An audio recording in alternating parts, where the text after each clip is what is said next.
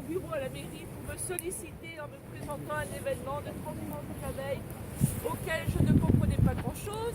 Transhumance, joli mot. Voilà, date très bien choisie. Camping vide, sans public. Je me dis les gens vont être tranquilles. Et actualité, en tant que personnage entre guillemets politique, on reste assez vigilant. Et on est dans un département où on a une notoriété politique à ce sujet. Joël. Donc je n'imaginais pas qu'il y ait peut-être un rassemblement pour autant politique. Moi j'étais très contente spontanément de vous recevoir pour permettre un geste qui me rappelait les alpages. Et je me dis c'est un mouvement de solidarité dans une actualité qui est toujours présente, mais même si elle est très très fournie et très distribuée à l'égard de la population, je pense que nous sommes très nombreux à ne pas y connaître grand-chose cependant. Donc c'était vraiment spontanément un mouvement de dire oui, solidarité entre vous, moi un petit peu avec vous parce que mise à disposition, mais surtout entre vous pour vous aider à récupérer. Et j'ai eu monsieur, c'est pas votre nom, qui vient de m'expliquer en plus le pourcentage brutal que vous avez vécu dans l'hiver, les 80% que vous évoquez, d'un coup auquel on ne peut pas s'attendre. Et vraiment, je n'ai aucun regret que vous soyez là, bien au contraire, et j'espère que cet événement va vous permettre de rebondir un petit peu et de partir le cœur léger de Saint-Pierre-qui-Pont. Alors je vous encourage évidemment à visiter la commune, un petit peu. Vous avez un petit port côté baie, super le midi pour voir l'apéro. Côté ouest, océan, super le soir avec coucher de soleil. Et je vous souhaite un très, très beau week-end dans notre région, puisque je pense que certains viennent de très loin. Merci à vous. Merci. Qui va partir en centre Morbihan. En tant que sénateur morbihanais mais breton, souhaiter la bienvenue et toutes nos salutations aux apiculteurs qui sont venus alors de Rhône-Alpes, d'Auvergne, d'Ariège et peut-être d'ailleurs et du Maine-et-Loire. Cette solidarité que l'on connaît dans ce monde des apiculteurs. Et la formule transhumance, je suis d'accord avec toi, elle va bien, cette solidarité sous forme de transhumance. Mais derrière, alors c'est sympathique, on est heureux d'être là. Maintenant, n'oublie pas le drame que c'est pour les apiculteurs les uns et les autres, d'une part, à titre individuel, mais pour l'ensemble de l'activité apicole et l'ensemble de la biodiversité. Alors il y a les réponses à donner. J'ai lu votre courrier au président de la région, je pense qu'il n'a pas encore eu le temps de répondre, mais je sais qu'il aura une oreille très attentive à votre courrier. Il y a du suspens et du suspense. Le ministre de l'Agriculture, quand on a demandé à être reçu, il ne vous a jamais reçu avec nous, donc on a été reçu par ses services. À ce sujet, le ministre de l'Agriculture Travers, il n'a pas été à la hauteur, autant le dire. Donc il semble qu'il est sur le départ. Alors je ne parle pas de l'homme, je parle de l'homme politique, on ne va pas le regretter. Moi qui travaille sur les sujets agricoles et alimentaires, en lien avec la biodiversité et en lien avec l'activité agricole, il n'a pas été à la hauteur des attentes, autant le dire publiquement, et je le dis publiquement. Le suivant, j'ai une idée sur qui ça pourra être, et quelqu'un que je connais bien, mais alors c'est pas encore fait.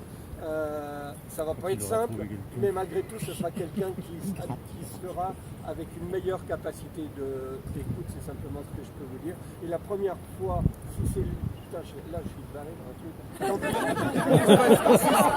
En fait, ça sera peut-être aujourd'hui. Dès le premier SMS que je vais lui envoyer de félicitations, parce que ça se fait comme ça, je vais lui dire je vais t'emmerder. Il le sait, mais quand on est en relation de franchise, eh bien, ça permet de faire avancer les choses. Excusez-moi, j'ai complètement... Non, mais c'est... Donc je disais que c'était pas très politique, mais ça l'est un peu quand même. Donc bravo à José, François et puis tout le monde de cette capacité d'organiser, de se bouger, d'aller frapper à la porte de l'Élysée, des ministères et tout ça, se déplacer à Paris. Parce que c'est nécessaire, et du coup, c'est l'ensemble de la France, parce que les médias jouent le jeu. Les médias savent que le sujet est très sensible, et du coup la population est de votre côté. Et pour nous, élus, la population, c'est la population que l'on représente, et on se doit aussi d'être de votre côté. Alors, bonne bonne suite à vous et bonne suite ensemble pour sauver tout ça et faire en sorte qu'on ait une apiculture qui soit de nouveau florissante.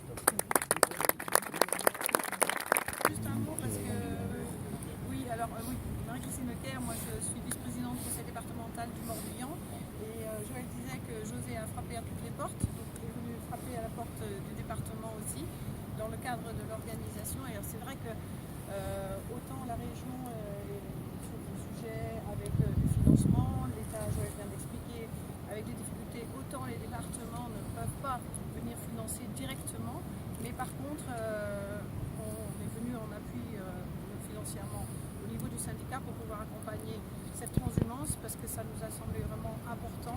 Laurence l'a déjà dit, je pense que la solidarité ce n'est pas un vain mot, c'est quelque chose d'essentiel, c'est le geste entre vous, je pense que c'est aussi au niveau du moral. Effectivement il y a les finances, mais moralement c'est important le fait que vous souteniez les uns les autres.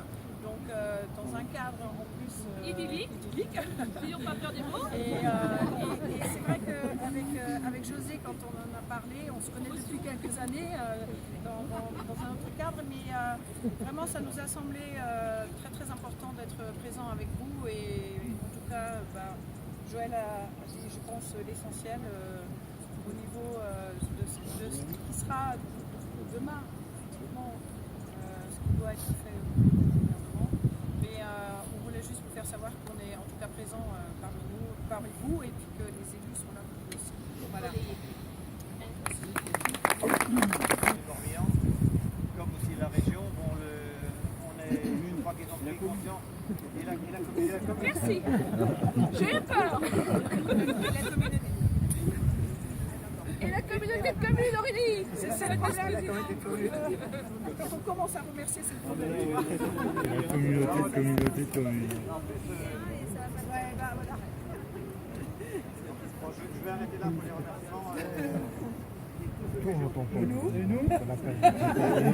La Commission européenne, Donc on vous remercie tous. l'ONU. Et je parlais du département et de la région parce que je crois que on a bien pris conscience des efforts que représente cette transhumance pour vous, le fait d'avoir eu à faire les essaims, d'avoir eu à les rassembler, collecter tout ça, les ramener à un premier point pour qu'ils puissent en plus se rassembler, ramener dans un autre, comme les deux collègues, là, Cyril et Philippe, là, qui ont chargé les 200 ruches là, en Indre-et-Loire à 8h hier soir. Ouais.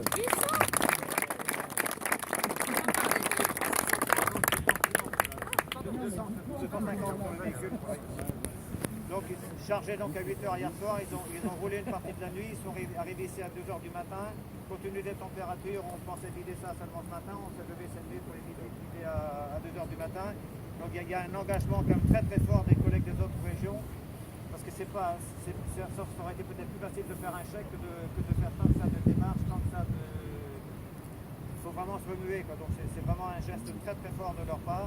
Donc il faut que les apiculteurs receveurs en aient conscience et que les élus voient aussi que la profession se prend en main et on est bien décidé à continuer à nous défendre, à défendre notre métier, à défendre les abeilles, à défendre la biodiversité et c'est pas fini. Il y a quelques semaines de ça, au retour d'une rencontre avec le ministère, on était revenu très optimiste puisque l'aide de la région, on l'a depuis notre campement devant la préfecture de région début juin. On avait été très bien reçu par le président de région et assez vite donc un accord de principe avait été donné pour nous aider et on était très contents de ce soutien de la région. Et donc fin août, on est revenu d'une réunion au ministère très optimiste aussi puisque l'État nous proposait donc s'engageait pour un certain montant. Donc l'enveloppe avait été arrêtée à 3 millions d'euros au niveau national et cette enveloppe donc devait, pour les régions qui avaient déjà voté un dispositif, devait venir améliorer le dispositif régional. Et le dispositif régional qui n'est pas insignifiant, c'est des aides de l'ordre de 40 à 50% pour acheter des essaims. Donc 40-50% c'est très bien, mais quelqu'un qui a tout perdu n'est pas sûr d'avoir le financement restant.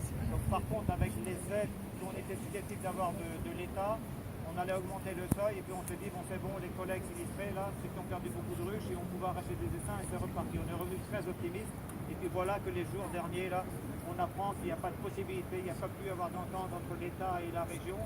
L'État n'a pas voulu augmenter ou a proposé une enveloppe que la région a trouvée d'abord dérisoire.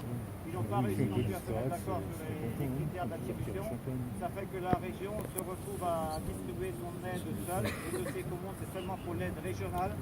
Et le résultat, les Bretons qui sont à l'origine de l'enveloppe nationale de 3 millions d'euros vont peut-être être les seuls apiculteurs au niveau national à ne pas en bénéficier. C'est quand même un con, quoi. Aujourd'hui, on en est là, depuis la fin de semaine dernière. Donc, je ne sais pas si ça va évoluer. Le retour, j'ai échangé à 2 reprises les jours derniers avec quelqu'un au ministère. C'est pas du tout optimiste que ça évolue au niveau du ministère. Il semble très très arrêté. La seule solution peut-être, c'est qu'il y ait un changement peut-être du ministre de l'Agriculture et que ça vienne de là-haut parce qu'au niveau administratif c'est vraiment bloqué. Apparemment ça a chauffé assez dur entre la région et l'État et actuellement c'est très figé là. Mais bon, on a, je pense qu'on a des élus avec nous, on a la population avec nous et je crois qu'on défend, on est dans un combat d'avenir, on n'est pas un combat rétrograde, donc je pense que chaque jour, quand on voit comment évolue l'environnement, comment la biodiversité est attaquée de tous les côtés, chaque jour, je pense qu'on prend, de plus en plus de gens prennent conscience de l'utilité de notre combat. Donc je crois qu'on ne va pas s'arrêter là, il continuera à se poursuivre ici en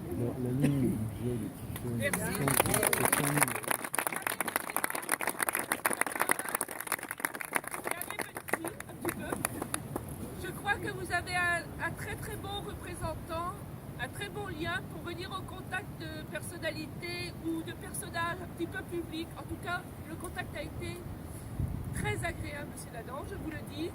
Vous êtes arrivé en bourdonnant un tout petit peu et c'était très fluide et très bienveillant, et avec tout de suite l'absence de conflit ou de lien politique et fort, même si ça représente un engagement politique général, sans droite, gauche, écolo, tout ça, très très large, qui concerne tout le monde, mais vous avez su faire passer ce message.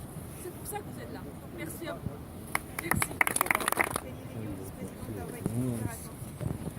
Et on ne pouvait pas malheureusement, vu les délais, contribuer financièrement à l'événement, mais j'ai régulièrement échangé avec José pour témoigner de notre soutien et voir pour 2019 dans quelle manière la communauté de communes pourrait continuer à accompagner les apiculteurs, notamment ici sur le territoire d'Auray. Je vois que le plan climat de la communauté de communes et la biodiversité est directement au cœur de ces sujets-là. Du coup, voilà, on voulait vous témoigner tout notre appui et l'espoir que les choses progressent dans le bon sens, à tous les niveaux, du local au national. Vous l'avez exprimé déjà, la solidarité, elle se fait dans le geste de donner des ruches, mais elle se fait aussi dans le côté humain de la solidarité. Les gens ici ont été sinistrés et on a considéré, nous, la FAP, notre syndicat professionnel, c'était important de les soutenir avec des ruches autant qu'on pouvait faire, mais surtout les soutenir tout au long du combat, dans des échanges, dans des choses comme ça, et ce qui fait que les gens ont véritablement été portés. Hein, José, on t'a bien porté. Voilà. C'était important, mais cette solidarité, malheureusement, on l'a exprimée dans l'Ariège il y a quelques années. On revoit qu'en Bretagne, c'est la même chose, mais le besoin se fait sentir. On peut imaginer que chez nous en Rhône-Alpes, Auvergne, dans 2 ans ou l'année prochaine, ça sera la même chose. Donc il faut vraiment changer de modèle de manière à pouvoir avoir véritablement notre apiculture qui soit dans un environnement sain. Parce qu'on ne peut pas apporter de la solidarité indéfiniment comme ça. Les gens ont pu donner. Aujourd'hui, bon, ça ne va pas durer indéfiniment. L'agriculture est obligée de se prendre en main à cause des carences de l'État. C'est quand même un peu fort, quoi. Voilà. J'étais en Ariège donc en 2014 quand vous êtes venu c'était vraiment chaud et agréable de pouvoir appliquer comme ça et ça a redonné un fait important, je veux dire, une vitalité aux agriculteurs qui font appliquer, mais comme dit Yvan, je veux dire, ça se répète et ça va se répéter. Donc ce que je demande aux politiques, c'est de nous aider à mettre en évidence ces causes.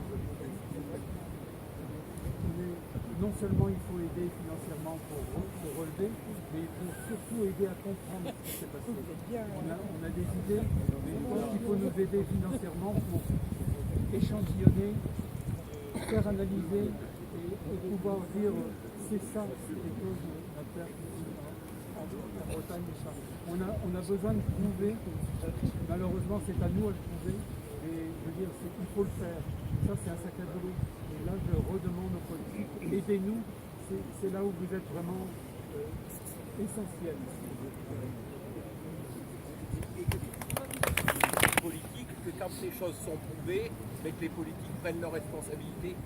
Parce que malheureusement, des choses prouvées, on en a prouvé par le passé beaucoup. Les scientifiques en ont prouvé, mais après arrive le moment où il faut que les politiques prennent les choses en main et puis disent c'est prouvé, et ben on arrête d'avoir tel produit, telle chose. Donc il n'y a pas besoin, il est convaincu. Au niveau des Bretons, François ou Jean-Daniel ou qui veut dire de mots là? Moi, ça va être très rapide parce que tout a été dit là, entre toi, Yvan. Voilà. Moi, je voulais déjà remercier tous les apiculteurs donateurs qui se sont mobilisés, qui se sont réunis, qui sont organisés pour pouvoir apporter de manière solidaire des essaims aux apiculteurs bretons sinistrés. Effectivement, c'est un acte de solidarité. Ça l'a revenu du coup. Il ne faut pas que ça se répète, quoi. Et le problème, c'est effectivement, il y a déjà eu le cas en Ariège il y a quelques années. Aujourd'hui, c'est la Bretagne, demain, ça pourrait être Rodal et autres. Ah, le bignou! Donc, voilà, il ne faut pas être dans le déni parce qu'il y a quand même, on ne peut pas ignorer cet état de fait. Et il va falloir comprendre l'origine de ces mortalités et pouvoir changer de modèle, parce que sans ça, on ne pourra pas toujours ces mortalités, soit par la technique, soit par la solidarité, soit par les petites aides données par l'État. Ah oui.